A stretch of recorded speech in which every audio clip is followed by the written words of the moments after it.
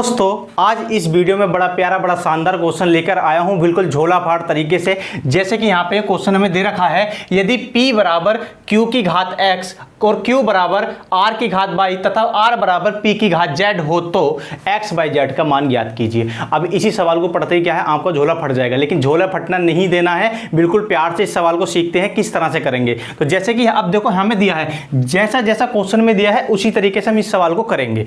यहाँ पे दिया है कि p बराबर q की घात x इस तरह से हमें दिया है, बस ये लिख लो। लिखने के बाद अब अगला स्टेप देखते हैं क्या दिया है। अगला स्टेप दिया है q बराबर r की घात क्या है, y है।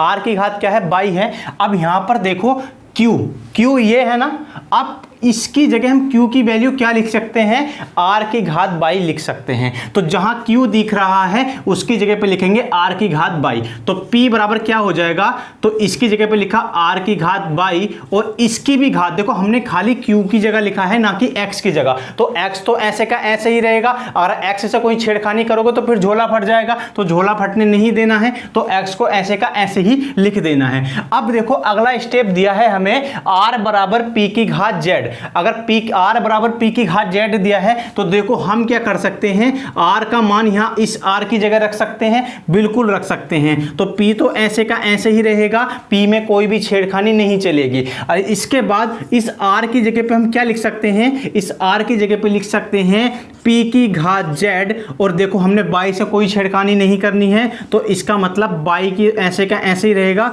और इसकी घात कितनी थी, x थी। ठीक है, p की घात z और उसकी भी घात y और उसकी भी घात x थी, क्योंकि सारी घातें हमारी ऐसे के ऐसे ही चलती आ रही हैं। अब इन घातों की हम मल्टीप्लाई कर देंगे, क्या हो जाएगा, p बराबर क्या हो जाएगा, p की घात x y z।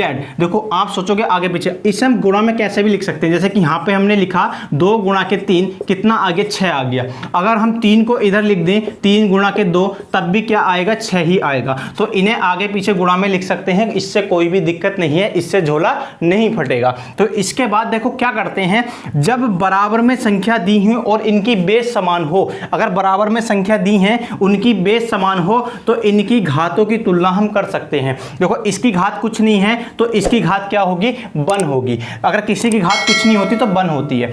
तो अब क्या होगा, इसकी घातों की हम तुलना कर सकते हैं, मतलब इसको छोड़ देंगे और इसकी घात क्या है, तो इधर है 1 और बराबर में इसकी घात क्या है, x y z।